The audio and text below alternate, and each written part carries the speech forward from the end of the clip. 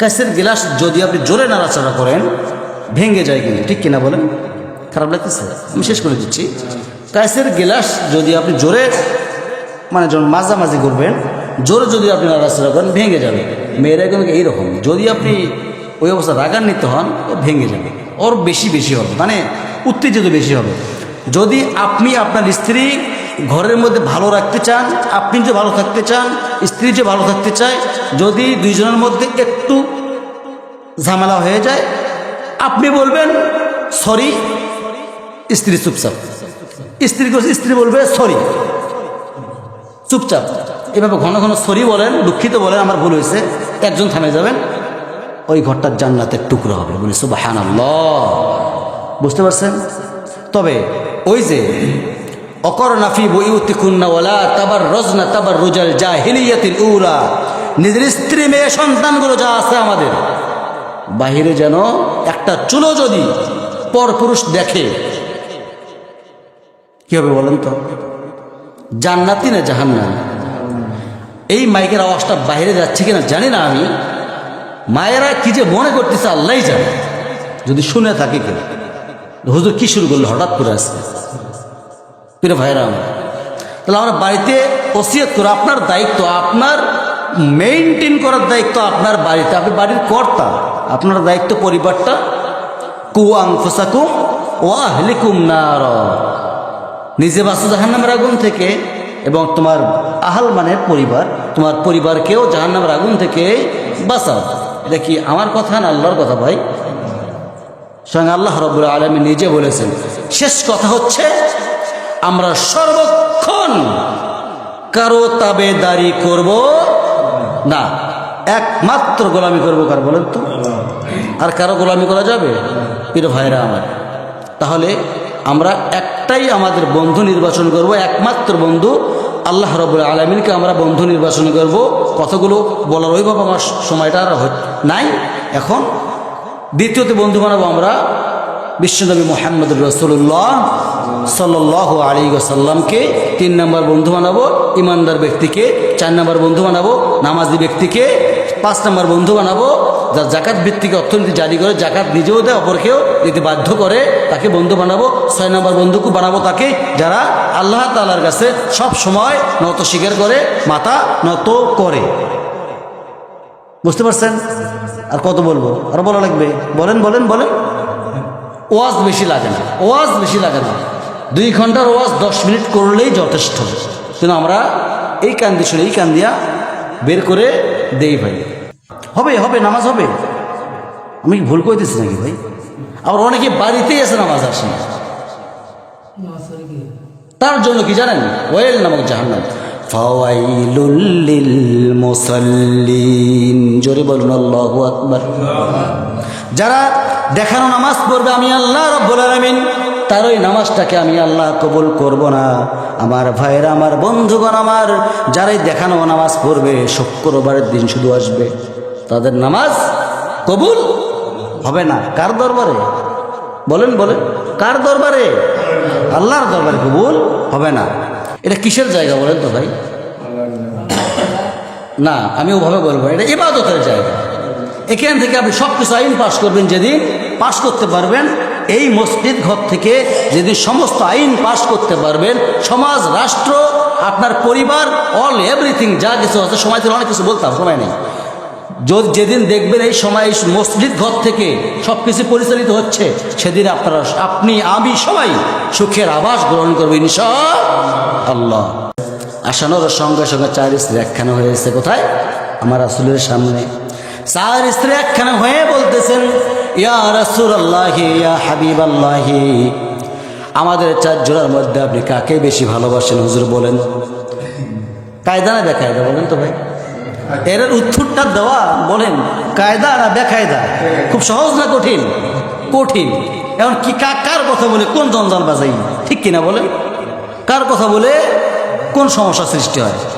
আমার নবীজি বললেন, না, আজকে আমি এই কথাটা বলবো না, আগামীকাল ইনশাআল্লাহ আমি আগামীকাল তোমাদেরকে বলে দেবো। সুবহানাল্লাহ। প্রিয় ভাইরা আমার, আমার নবীজি রাতের বেলায় করলেন কি? 8টা খেজুর হাতের মধ্যে নিলেন, 8টা খেজুর হাতের মধ্যে আমার নবীজি প্রথমবারে ঢুকলেন, 1 নম্বরে ঢুকলেন আম্মা জান আয়েশা সিদ্দিকা রাদিয়াল্লাহু আনহার ঘরে ঢুকলেন। আমার নবীজি প্রথম স্ত্রীর ঘরে ঢুকলেন, আম্মা জান আয়েশা সিদ্দিকা রাদিয়াল্লাহু তাআলা আনহার ঘরে ঢুকে বললেন, ওরে আয়েশা, তোমাকে আমি দারুণ ভালোবাসি, আর তোমাকে আমি দারুণ ভালোবেসে 2টা খেজুর তোমাকে লুকায় লুকায় দিয়ে গেলাম, লুকায় কিন্তু 2টা খেজুর দিয়ে গেলাম। আই লাভ ইউ, তোমাকে আমি খুব ভালোবাসি। এই কথাটা কোনো স্ত্রী যেন আমার না জানে। দ্বিতীয় স্ত্রীর ঘরে গিয়ে একই কথা বললেন, আই লাভ ইউ, তোমাকে ভালোবাসি, 2টা খেজুর দিয়ে গেলাম, তোমাকে আমি খুব ভালোবাসি, কাউকে বলবা না। তৃতীয় স্ত্রী ঘরে একই অবস্থা, চতুর্থ স্ত্রী ঘরে একই অবস্থা। পরের দিন আমার নবীজিকে 4 স্ত্রী ধরে বলতেছেন, ইয়া রাসূলুল্লাহ, আমাদের স্বামী গো, আপনি আগে আজকে বলতে চাইছেন কাকে আপনি বেশি ভালোবাসেন। সুবহানাল্লাহ।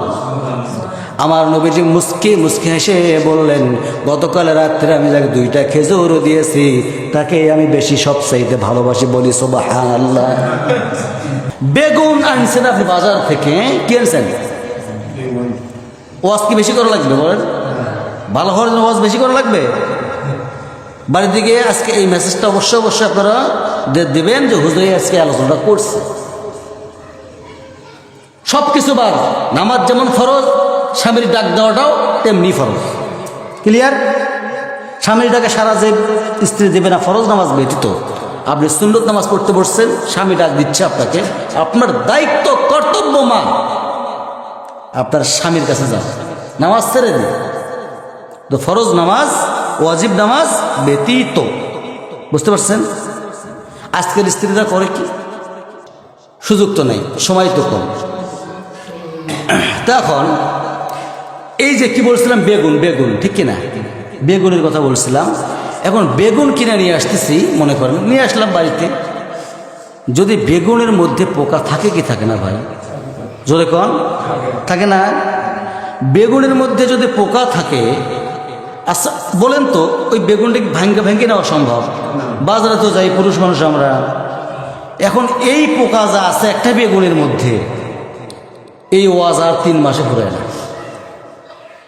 বুঝছেন? ভালো করে বুঝে যান। আপনাদের এলাকায় এমন আছে কিনা আমি জানি না, না আমার বাড়িতে আছে, আমার বাড়িতেও আছে এমন ভাই। সবার কাছে সহি হওয়া যায়, সবার কাছে বুজুর্গ হওয়া যায়, সবার কাছে পীর হওয়া যায়, স্ত্রীর কাছে বুজুর্গগিরি খাটে না। খাটে খাটে। আমার রাসূল কেমন ছিলেন বলেন? কেমন স্ত্রী ছিলেন? আম্মা জান আয়েশা রাদিয়াল্লাহু তাআলা আনহা তিনি কেমন স্ত্রী ছিলেন? আমার রাসূল কেমন স্বামী ছিলেন? খাদিজা রাদিয়াল্লাহু তাআলা আনহা কেমন স্ত্রী ছিলেন? আমার রাসূল কেমন স্বামী ছিলেন? আরও তো স্ত্রী ছিল, তার সাথে কখন খারাপ আচরণ করেছে? প্রিয় ভাইয়েরা আমার, বন্ধু বানাবো কাকে বলেন তো? বলেন, এই যুবক, বন্ধু বানাবো কাকে? আল্লাহকে।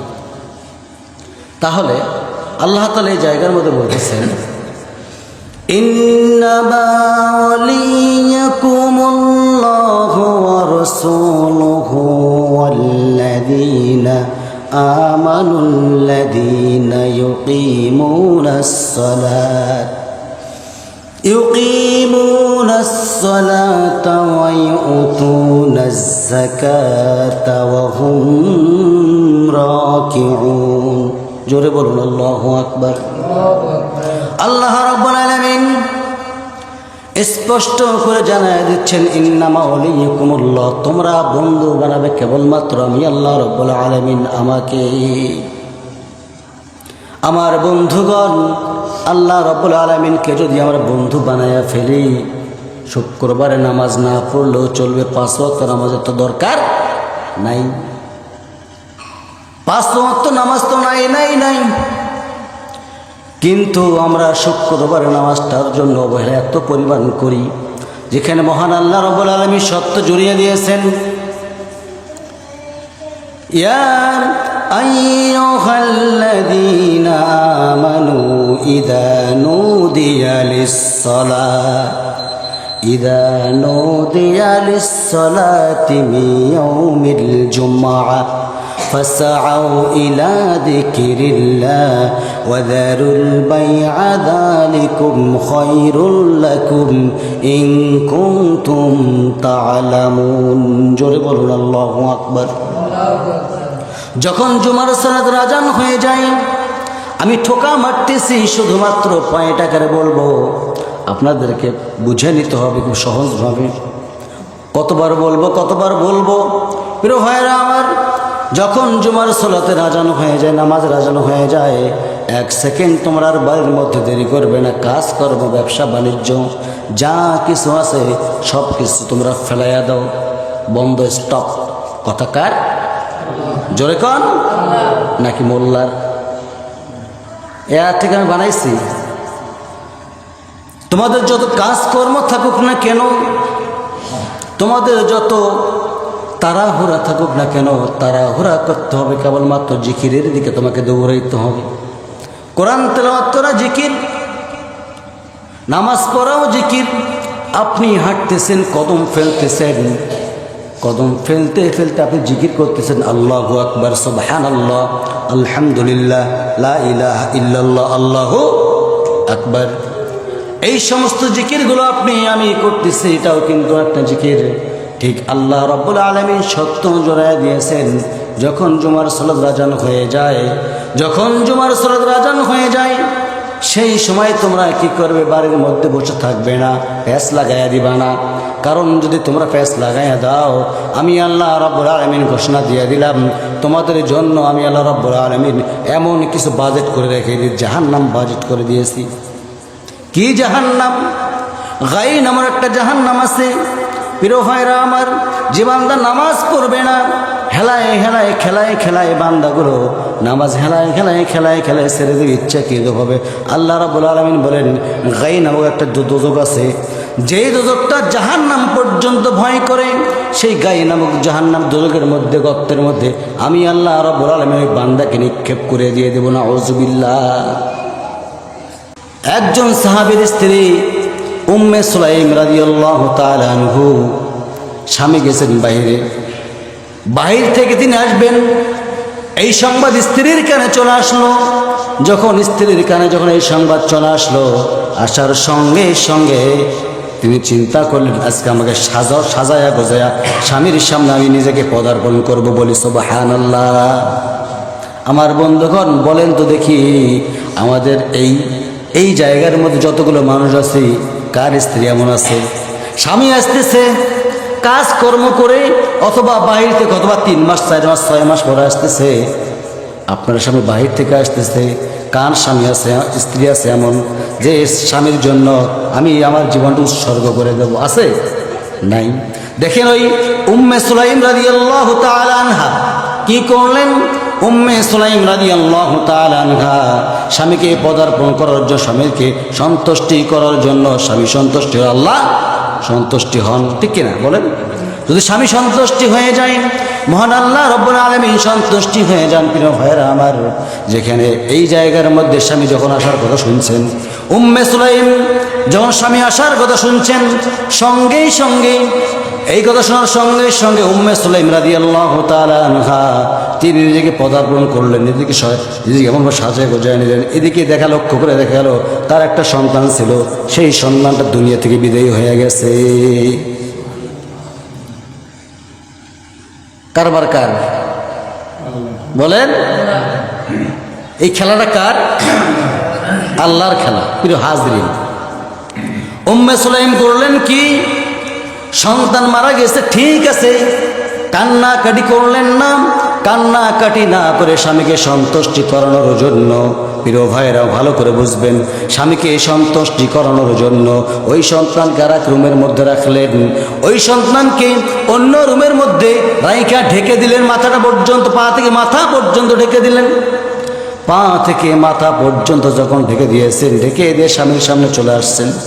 স্বামী বলতেছে, নো আমার স্ত্রী, আমার সন্তানের অবস্থা কি দেখি না কেন, কি হয়েছে? স্ত্রী বলতেছেন, ইয়ো আমার স্বামী গো, আপনার সন্তান আগের চাইতে আরো ভালো আছে, বলি সুবহানাল্লাহ। যদি স্বামী আপনার খুশি থাকে, আল্লাহর কসম করে বলতে পারি আমি, আপনার স্বামী যদি খুশি থাকে, আল্লাহ রাব্বুল আলামিন আপনার উপরে খুশি হয়ে যাবেন।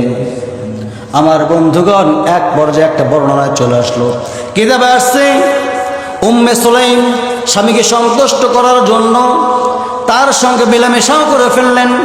শুধু কার জন্য? স্বামীকে সন্তুষ্টি করার জন্য। প্রিয় ভাইরা আমার ভালো করে লক্ষ্য করেন, যখন স্বামীর মেলামেশা শেষ হয়ে গেছে, ফরজ গজল সব কিছু হয়ে গেছে, সব কিছু হওয়ানোর পরে স্বামী আবার জিজ্ঞেস করতেছেন, ও আমার স্ত্রী গো, আমার সন্তানটাকে আমি বহুতক্ষণ ধরে আসতেছি, বহুতক্ষণ থেকে আসছি, কিন্তু আমার সন্তানকে আমি দেখতেছি না, কোথায় গেছে?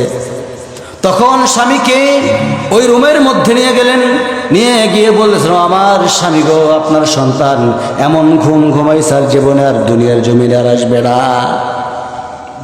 প্রিয় ভাইরা আমার, তার স্বামী হলেন আবু তালহা রাদিয়াল্লাহু তাআলা আনহু। কি নাম? আবু তালহা রাদিয়াল্লাহু তাআলা আনহু। এই দৃশ্য যখন দেখছেন, তার মাথার মধ্যে এমন একটা বোঝা চাপায় আসলো, সন্তান যদি মরে যায়, মরে যাওয়ার পরে যদি এই ঘটনা ঘটায় ফেলে, কারো মাথা ঠিক থাকবে নাকি বলেন? কাকে খুশি করার জন্য ভাই? আল্লাহকে খুশি করার জন্য। আপনার আমার স্ত্রীতে এমন নাকি? আপনাদের এলাকায় আছে কি নেই? আমার কাছে অনেক রিপোর্ট আসে, যদি রাতের বেলায় স্বামীর সমাগম পেতে, স্বামী স্ত্রীর সমাগম পেতে স্বামী যদি স্ত্রীর শরীরে টাচ করে, বিদ্যুৎ বাড়ি মারে কেমন? বিদ্যুৎ বাড়ি মারে কেমন? তেমন একটা বাড়ি মারে। বাড়ি বলছেন তো, ঝ্যাংটা মেরে। আরে বোন, আরে মা, তোমার তো বোঝা উচিত, বাড়িতে গিয়ে বলবেন এই কথাগুলো। এই আলোচনাটা মনে হয় উপরে দিতে আরো ভালো হতো, আমি মনে করি। সব সময়ের মধ্যে হয় না। তাহলে এই উম্মে সুলাইম যে কাজটা করলেন, আবু তালহার স্ত্রী হযরত আবু তালহা রাদিয়াল্লাহু তাআলা আনহুর স্ত্রী উম্মে সুলাইম রাদিয়াল্লাহু তাআলা আনহা, উনি যে কাজটা করলেন, এতে সন্তুষ্ট হচ্ছেন কে? আল্লাহ রাব্বুল আলামিন। আবু তালহা রাদিয়াল্লাহু তাআলা আনহু তিনি ক্ষেপে গিয়ে স্ত্রীকে চাপড়াঘাত করলেন, ও আমার স্ত্রী গো, আমি আসার পরে তো আমি জিজ্ঞাসা করেছিলাম আমার সন্তানটা কোথায়, তুমি সত্যটা লোকায়া সত্যটা তুমি আমাকে না বলে এই কাজটা তুমি করলে কি জন্য? এই বিচারটা আমি কারো কাছে দেব না, আমার বিশ্বনবী মুহাম্মদুর রাসূলুল্লাহ সাল্লাল্লাহু আলাইহি ওয়াসাল্লামের কাছে আমি বিচারটা দিয়ে দেব। উম্মে সুলাইম কিছুই বললেন না, কিছু না বলে চুপ মেরে থাকলেন, চিন্তা করতে যাহারে আয় রব্বুল আলামিন, আমার স্বামীকে সন্তুষ্টি করানোর জন্য আমি বিলাপ করলাম না, সন্তান দুনিয়া থেকে বিদায়ী হয়ে গেল, কলিজার টুকরা সন্তান বিদায়ী হয়ে গেল, আমি একটা পরিমাণ বিলাপ করলাম, বিলাপ বোঝেন, কান্নাকাটি করলাম না, শুধুমাত্র স্বামীকে সন্তুষ্টি করানোর জন্য। আল্লাহ গো, তুমি যদি সন্তুষ্ট হয়ে থাকো আল্লাহ আমার স্বামীর জন্য, তুমি আল্লাহ আমাকে কবুল করে নিয়ে নিও। সুবহানাল্লাহ। আমার ভাইয়ের, আমার বন্ধুগণ, আবু তালহা করলেন কি? বিশ্বনবী রাসূল সাল্লাল্লাহু আলাইহি ওয়াসাল্লামের কাছে গিয়ে বিচার দিচ্ছেন, ইয়া রাসূলুল্লাহি, ইয়া হাবিবাল্লাহি, আজকে আমার স্ত্রী আমার সাথে এমন আচরণ করেছে। কি আচরণ করেছে? সব কিছু বিস্তারিত যখন খুলে বললেন, আমার নবীজি বললেন, ওরে আবু তালহা, তোমার স্ত্রী যে কাজটা করেছে ধৈর্যের পরীক্ষা দিয়েছে, এত পরিমাণ ধৈর্যের পরীক্ষা দিয়েছে। পৃথিবীর মধ্যে যদি প্রত্যেকটা নারী যদি এমনই হয়ে যেত, শুধু স্বামীকে সন্তুষ্ট করানোর জন্য যদি উঠে পড়ে লেগে থাকতো, আল্লাহ রাব্বুল আলামিন ক্ষমা করে মাফ করে দিয়ে দিতেন। বলি সুবহানাল্লাহ। আমার নবীজি বললেন, ওরে আবু তালহা, তোমার স্ত্রীর চরিত্র তোমাকে খুশি করানোর জন্য যা কিছু করেছে, মহান আল্লাহ রাব্বুল আলামিন খুশি হয়ে তোমার স্ত্রীকে জান্নাতের মেহমান বানায় দিয়েছে। বলি সুবহানাল্লাহ। কি বুঝলেন ভাই? আমাদের ঘরে ঘরে তো এমন স্ত্রী আছে, কি বলেন?